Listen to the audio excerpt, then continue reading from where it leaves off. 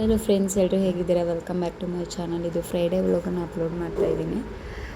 Completely body ಎಲ್ಲ ಒಂದು ಸ್ವಲ್ಪ ಸ್ವೆಲ್ಲಿಂಗ್ ಬಂದಿತ್ತು, ಒಂದು ಸ್ವಲ್ಪ ಮೆಡಿಸಿನ್ಸ್ ರಿಯಾಕ್ಷನಿಂದ ಫೇಸ್ ಎಲ್ಲ ಕಂಪ್ಲೀಟಾಗಿ ಸ್ವೆಲ್ಲಿಂಗ್ ಬಂದಿತ್ತು. ನನಗೆ ಒಂದು 4 to 5 ಡೇಸ್ ಬೇಕಾಗಿತ್ತು ರೆಸ್ಟ್ ಮಾಡೋಕ್ಕೆ ಅಂತ ಹೇಳಿ ನಾನು ವಿಡಿಯೋಸ್ ಅಪ್ಲೋಡ್ ಮಾಡೋಕ್ಕಾಗಲಿಲ್ಲ, ಕಂಟಿನ್ಯೂಷನ್ ವಿಡಿಯೋ ಅಪ್ಲೋಡ್ ಮಾಡೋಕ್ಕಾಗಲಿಲ್ಲ. ಸೊ ಅದರಿಂದ ಫ್ರೈಡೇ ವ್ಲಾಗನ್ನು ಅಪ್ಲೋಡ್ ಮಾಡ್ತಾಯಿದ್ದೀನಿ.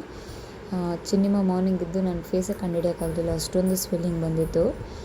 ಮಾರ್ನಿಂಗು ಒಂದು 6:30ಗೆ ಮಗು ಎದ್ದು ಆಟ ಆಡ್ಕೊಂಡಿದ್ಲು. ಮಗು ಜೊತೆ ನಾನು ಒಂದು ಸ್ವಲ್ಪ ಹೊತ್ತು ಟೈಮ್ ಸ್ಪೆಂಡ್ ಮಾಡಿಕೊಂಡಿದ್ದೆ. ಇವತ್ತು ಹಾಸ್ಪಿಟ್ಲಿಗೆ ಹೋಗೋಣ ಅಂತ ಹೇಳಿ ಡಿಸೈಡ್ ಮಾಡಿಕೊಂಡು ನಾನು ನನ್ನ ಹಸ್ಬೆಂಡು ಹಾಸ್ಪಿಟ್ಲಿಗೆ ಹೊರಟ್ರಿ. ಪ್ಲೇಟ್ಲೆಟ್ಸನ್ನು ಚೆಕ್ ಮಾಡಬೇಕು, ಪ್ಲಸ್ ಕ್ಯಾನ್ವಲನ್ನು ರಿಮೂವ್ ಮಾಡಬೇಕು ಅಂತ ಹೇಳಿ ಹಾಸ್ಪಿಟಲ್ಗೆ ಹೊರಟೆ. ಹಸ್ಬೆಂಡು ಹಾಸ್ಪಿಟಲ್ಗೆ ಹೋಗಿ ಅದಾದಮೇಲೆ ಬ್ಲಡ್ ಟೆಸ್ಟನ್ನು ಮಾಡೋಣ ಅಂತ ಹೇಳ್ತಾಯಿದ್ರು. ಬಟ್ ನನಗೆ ಕಂಪ್ಲೀಟಾಗಿ ಎಲ್ಲನೂ 2 ಕೈ ತುಂಬ ಬ್ಲಡ್ ಟೆಸ್ಟ್ ಮಾಡಿದ್ರಿಂದ ನನಗೆಲ್ಲೂ ಸ್ಪೇಸ್ ಇರಲಿಲ್ಲ. ಬಟ್ ಆದ್ರೂ ಬ್ಲಡ್ ಟೆಸ್ಟ್ ಮಾಡಲೇಬೇಕು ಅಂತ ಹೇಳಿ ಪ್ಲೇಟ್ಲೆಟ್ ಸ್ಯಾಂಪಲನ್ನು ಕೊಟ್ಟರೆ 3 to 4 ಡೇಸ್ ಒನ್ಸು ನಾವು ಕಂಪ್ಲೀಟಾಗಿ ಪ್ಲೇಟ್ಲೆಟ್ಸನ್ನು ಚೆಕ್ ಮಾಡ್ತಾ ಇರಬೇಕು ಅಂತ ಹೇಳಿದರು. ಸರಿ ಅಂತ ಹೇಳಿ ಪ್ಲೇಟ್ಲೆಟ್ಸನ್ನು ಚೆಕ್ ಮಾಡಿ ಕ್ಯಾನ್ವಲ್ ರಿಮೂವ್ ಮಾಡೋಣ ಅಂತ ಹೇಳಿ ಅಂದ್ಕೊಂಡ್ರಿ. ಬಟ್ ಪ್ಲೇಟ್ಲೆಟ್ಸನ್ನು ಚೆಕ್ ಮಾಡಿ ಪ್ಲೇಟ್ಲೆಟ್ಸ್ ಎಷ್ಟು ಬಂದಿದೆ ಅಂತ ನೋಡಿ ಅದಾದಮೇಲೆ ನನಗೊಂದು ಸ್ವಲ್ಪ ಪಲ್ಸ್ ರೇಟ್ ತುಂಬ ಕಡಿಮೆ ಇತ್ತು ಅಂತ ಹೇಳಿ, ಬಿ ಪಿನೂ ತುಂಬ ಲೋ ಇತ್ತು ಅಂತ ಹೇಳಿ ಕ್ಯಾನ್ವಲನ್ನು ರಿಮೂವ್ ಮಾಡಿಲ್ಲ. ಮಿನಿಮಮ್ ಒಂದು 2 ಡೇಸ್ ಇರಲಿ, ಇನ್ ಕೇಸ್ ಏನಾದರೂ ಪ್ರಾಬ್ಲಮ್ ಆದರೆ ಮತ್ತೆ ಇಂಜೆಕ್ಷನ್ ಇನ್ಸರ್ಟ್ ಮಾಡೋಕ್ಕೆ ನಮಗೆ ಮತ್ತೆ ಕ್ಯಾನ್ವಲ ಹಾಕಬೇಕಾಗುತ್ತೆ ಅಂತ ಹೇಳಿ ಕ್ಯಾನ್ವಲನ್ನು ಹಾಗೆ ಬಿಟ್ಟರು. ಅದಾದಮೇಲೆ ಈವ್ನಿಂಗು ಅಮ್ಮ ಜೊತೆಯಲ್ಲಿ ಪೂಜೆಗೆ ಹೋಗೋಣ ಅಂತೇಳಿ ನಾನು ನನ್ನ ಹಸ್ಬೆಂಡ್ ಮಾತಾಡಿಕೊಂಡ್ರೆ. ಅದಾದಮೇಲೆ ಅಮ್ಮ ಮನೆಗೆ ಬೇಗ ಬಂದರು. ದೇವರಿಗೆ ಕಡ್ಡಿಯನ್ನು ಹಚ್ಚಿ ದೇವರಿಗೆ ತಂಬಿಟ್ಟು ದೀಪವನ್ನು ಮಾಡಿ 3-4 ದೇವರಿಗೆ ಮಾಡೋಣ ಅಂತ ಹೇಳಿ ಅಂದ್ಕೊಂಡೆ. ಅದಾದಮೇಲೆ ಮೊದಲು ಮಾರಮ್ಮ ದೇವಸ್ಥಾನಕ್ಕೆ ಪೂಜೆ ಮಾಡ್ಕೊಂಬರೋಣ ಅಂತ ಹೇಳಿ ಹೊರಟ್ರಿ. ಪ್ರತಿ ಏನೇ ಒಂದು ಹುಷಾರಿಲ್ಲ ಅಂದರೂ ಏನೇ ಆದರೂ ನಮ್ಮ ಮನೆ ಹತ್ರ ಮಾರಮ್ಮ ದೇವಸ್ಥಾನ ಇದೆ, ಆ ದೇವರಿಗೆ ನಾವು ಪೂಜೆಯನ್ನು ಸಲ್ಲಿಸ್ತೀರಿ. ಚಿಂಟು ಮತ್ತು ಮಗು ಇಬ್ಬರು ನಿದ್ದೆ ಮಾಡ್ತಾಯಿದ್ರು. ಅದೇ ಟೈಮಿಗೆ ನಾನು ಬೇಗ ಮಾಡ್ಕೊಂಬಂದ್ಬಿಡೋಣ ಅಂತೇಳಿ ಈವ್ನಿಂಗ್ ಬಂದೆ. ಅಮ್ಮ ಪ್ರತಿ ಸರಿ ಹುಷಾರಿಲ್ಲ ಅಂದರೂ ದೇವರಿಗೆ ಏನಾದರೂ ಒಂದು ಹರಕೆ ಹೊತ್ಕೊಂಡಿರ್ತಾರೆ, ಯಾವುದಾದ್ರೂ ಒಂದು ದೇವರಿಗೆ. ಈ ಸರಿನೂ ಸಹ ನನ್ನ ಮಗಳಿಗೆ ಹುಷಾರಾಗಲಿ ಅಮ್ಮ ಬೇಗ ಅಂತ ಹೇಳಿ ತಂಬಿಟ್ಟು ದೀಪಗಳನ್ನು ಮಾಡಬೇಕು ಅಂತ ಹೇಳಿ ಅಮ್ಮ ಡಿಸೈಡ್ ಮಾಡ್ಕೊಂಡಿದ್ರು.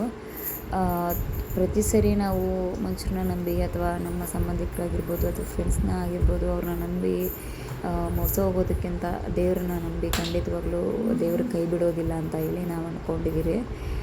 ದೇವರಿಗೆ ಪೂಜೆ ಮಾಡೋಣ ಅಂತ ಹೇಳಿ ತುಂಬ ದಿವಸದಿಂದ ಅಂದ್ಕೊತಾ ಇದ್ದೆ, ಬಟ್ ಆಗಿರಲಿಲ್ಲ. ಈಗ ನನಗೆ ಹುಷಾರಿಲ್ಲ ಅಂತ ಹೇಳಿ ಅಮ್ಮ ದೀಪ ಮಾಡಬೇಕು ಅಂತ ಅಂದ್ಕೊಂಡ್ರು. ಬಟ್ ಮನಸ್ಸಿಗೆ ಒಂಥರ ಏನೋ ಒಂಥರ ನೆಮ್ಮದಿಯಾಗಿತ್ತು. ದೇವರಿಗೆ ಪೂಜೆ ಮಾಡ್ತಾಯಿದ್ರೆ ದೇವ್ರ ಮೇಲೆ ಭಾರ ಹಾಕಿ ದೇವರಿಗೆ ಪೂಜೆ ಮಾಡೋಣ ಅಂತ ಅಂದ್ಕೊಂಡು ಪೂಜೆನ ಸ್ಟಾರ್ಟ್ ಮಾಡಿಕೊಂಡೆ. ಕೋಳಿನ ಕುಯ್ಬೇಕು ಅಂದ್ಕೊಂಡಿದ್ರಿ ದೇವರಿಗೆ. ಚಿಂಟು ಇದ್ದರೆ ಚಿಂಟು ಕೋಳಿನ ಕುಯ್ಯೋಕ್ಕೆ ಬಿಡೋದಿಲ್ಲ ಅಂತ ಹೇಳಿ ಚಿಂಟು ಮತ್ತು ಮಗುನ ಮನೇಲಿ ಬಿಟ್ಟು ಅದಾದಮೇಲೆ ಕೋಳಿನ ತೊಗೊಂಬಂದ್ರಿ ದೇವರಿಗೆ ಮಾಡೋಣ ಅಂತ ಹೇಳಿ. ಶುಕ್ರವಾರನ ನಾವು ಎಲ್ಲ ದೇವರಿಗೆ ಪೂಜೆ ಮಾಡ್ಕೊಂಬಂದ್ಬಿಡೋಣ ಅಂತ ಹೇಳಿ ಪ್ರತಿಯೊಂದು ದೇವ್ರಿಗೂ ತಂಬಿಟ್ಟನ್ನು ರೆಡಿ ಮಾಡಿ ಇಟ್ಕೊಂಡಿದ್ದೆ. ನನಗೆ ಮಾಡೋಕ್ಕಾಗೋದಿಲ್ಲ ಅಂತ ಹೇಳಿ ಅಮ್ಮನೂ ಸಹ ಜೊತೆಲೇ ಕರ್ಕೊಂಡಿದ್ದೆ. ಅಮ್ಮ ಇಲ್ಲದೆ ಖಂಡಿತವಾಗ್ಲೂ ನನಗೇನು ಮಾಡೋಕ್ಕಾಗೋದಿಲ್ಲ, ನನ್ನ ಕೈಲಿ ಏನು ಮಾಡೋಕ್ಕಾಗೋದಿಲ್ಲ. ಅದರಿಂದ ಅಮ್ಮ ಬಂದು ಎಲ್ಲ ಪ್ರತಿಯೊಂದು ಪೂಜೆ ಸಾಮಾನಿಂದ ಹಿಡಿದು ಎಲ್ಲನೂ ರೆಡಿ ಮಾಡಿದ್ರು. ತಾಯಿ ಅಂತ ಅನ್ನೋದು ಸುಮ್ಮನೆ, ತಾಯಿ ಅಂದ್ರೇ ಹಾಗೆ ಅಲ್ವಾ, ನಾವೇನು ಹೇಳ್ದೇನೆ ನಮ್ಮ ಪ್ರತಿಯೊಂದು ಕಷ್ಟ ಸುಖನ ಅರ್ಥ ಮಾಡ್ಕೊಳ್ಳೋದು ಅಂದರೆ ನಮ್ಮ ತಾಯಿ ಮಾತ್ರನೇ. ನನಗಂತೂ ನನ್ನ ತಾಯಿ ಬಗ್ಗೆ ತುಂಬಾ ಹೆಮ್ಮೆ ಇದೆ. ನನಗೆ ಅಂತ ತುಂಬ ಒಂದು ನನಗೇನಾದರೂ ಒಂಚೂರಾದರೂ ತಡ್ಕೊಂಡಿರೋ ಒಂದು ಜೀವ ಅಂದರೆ ಅದು ನನ್ನ ತಾಯಿ ಮತ್ತು ನಮ್ಮ ಅಕ್ಕಂದರು. ಏನೇ ಒಂದು ಪ್ರಾಬ್ಲಮ್ ಆದರೂ ಬೇಗ ನನಗಿಂತ ಮುಂಚೆ ಅವ್ರು ಇರ್ತಾರೆ. ಅಮ್ಮ ದೇವರಿಗೆ ಅರ್ಕೆಯನ್ನು ಮುಗಿಸ್ಕೊಂಡ್ಬಿಡೋಣ ಅಂತ ಹೇಳಿ ದೇವರಿಗೆ ಕೋಳಿಯನ್ನು ಅರ್ಕೆ ಮಾಡಿಕೊಂಡ್ರಿ. ಅದಾದಮೇಲೆ ನಾನು ದೇವರಿಗೆ ಮೊಸರನ್ನ ಹಾಕಿದೆ. ಕೊನೆಯಲ್ಲಿ ಪೂಜೆ ಎಲ್ಲ ಮಾಡಿ ಏನೋ ಒಂಥರ ಖುಷಿಯಾಗಿತ್ತು ನನಗೆ ಪೂಜೆ ಮಾಡೋದಕ್ಕೆ. ಅದಕ್ಕಿಂತ ಹೆಚ್ಚಾಗಿ ಅಮ್ಮ ಬಂದಿದ್ದು ನನಗೆ ತುಂಬ ಖುಷಿಯಾಯಿತು. ಅಮ್ಮಗೆ ನಾರ್ಮಲಾಗಿ ರಜೆ ಕೊಡೋದಿಲ್ಲ ಯಾವುದೇ ಕಾರಣಕ್ಕೂ, ಬಟ್ ನನಗೋಸ್ಕರ ಏನೇ ಟೈಮಲ್ಲಿ ಏನೇ ಪ್ರಾಬ್ಲಮ್ ಆದರೂ ಲೀವ್ ಹಾಕ್ಕೊಂಡು ಬರ್ತಾರೆ. ಅಮ್ಮಗೆ ಅವ್ರನ್ನ ಕುಳಿಸಿ ನಾನು ನೋಡ್ಕೋಬೇಕು ಅಂತ ಆಸೆ, ಬಟ್ ದೇವ್ರಿಗೆ ಯಾವಾಗ ಅದಕ್ಕೆ ನನಗೆ ಕೂಡಿ ಬರುತ್ತಾ ಟೈಮು ನೋಡಬೇಕು.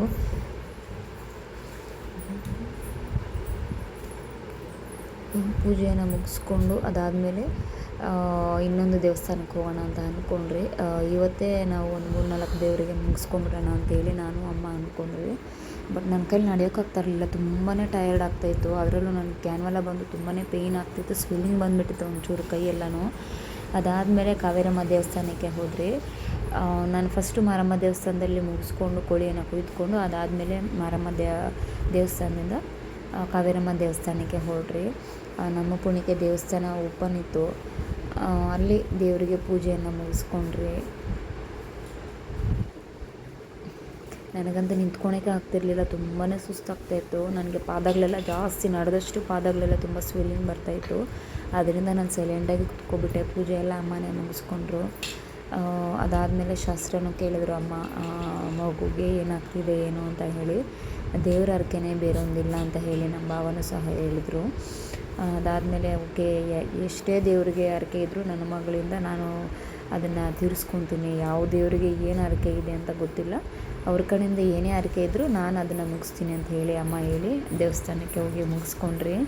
ಅದಾದಮೇಲೆ ಅಲ್ಲಿಂದ ಬಂದು ಚಿನ್ನಿಮಗೆ ಹೊಸ್ಲು ದಾಟಿ ಆಲ್ಮೋಸ್ಟ್ ಒಂದು 15 ಡೇಸ್ ಆಗಿತ್ತು. ಹೊಸ್ಲು ಪೂಜೆನ ನನ್ನ ಕೈಲಿ ಮಾಡೋಕ್ಕಾಗಿರಲಿಲ್ಲ. ಅದಾದಮೇಲೆ ಅಮ್ಮ ಬಂದಿದ್ದರು ಅಂಥೇಳಿ ಅಮ್ಮ ಕೈಯಲ್ಲಿ ಹೊಸ್ಲು ಪೂಜೆನ ಮಾಡಿಸ್ದೆ. ಚಿನ್ನಿಮ್ಮ ಅಂತೂ ಈಗ ತುಂಬ ದೊಡ್ಡೋಳಾಗ್ಬಿಟ್ಟಿದ್ದಾಳೆ, ಕಂಪ್ಲೀಟಾಗಿ ರೌಂಡ್ ಹೊಡಿತಿದ್ದಾಳೆ ಮನೆಯೆಲ್ಲನೂ. ಚಿನ್ನಿಮ್ಮ ಹೊಸ್ಲು ದಾಟಿದ ದಿನಕ್ಕೆ ಪೂಜೆ ಎಲ್ಲ ಮಾಡಿ ಶುಕ್ರವಾರ ಎಲ್ಲರಿಗೂ ಸ್ವೀಟನ್ನು ಹಂಚಿದೆ. ತುಂಬ ಖುಷಿ ಪಟ್ಟಿದ್ದ ದಿನ ನಾನು, ಯಾಕೆಂದರೆ ಪ್ರತಿಯೊಂದು ತಾಯಿಗೂ ಮಕ್ಕಳು ತೊದಲು ಮಾತಾಡೋದಾಗಿರ್ಬೋದು, ಅಮ್ಮ ಅಂತ ಕರೆಯೋದಾಗಿರ್ಬೋದು, ಅಥವಾ ಹೊಸ್ಲು ದಾಟೋದು, ಇದೆಲ್ಲ ತುಂಬ ಸ್ಪೆಷಲ್ಲು ನಮಗೆ. ತುಂಬ ಖುಷಿಯಾಯಿತು ನನಗೆ ಶುಕ್ರವಾರ.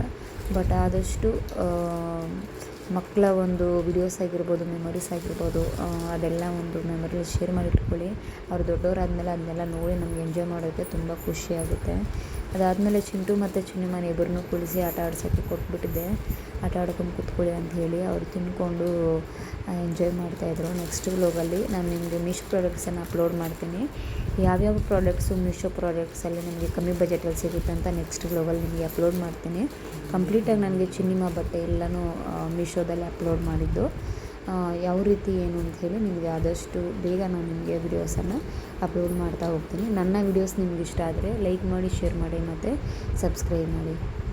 ನೆಕ್ಸ್ಟ್ ಮುಂದಿನ ವ್ಲಾಗಲ್ಲಿ ಮೀಟ್ ಮಾಡೋಣ. ಬಾಯ್ ಬಾಯ್.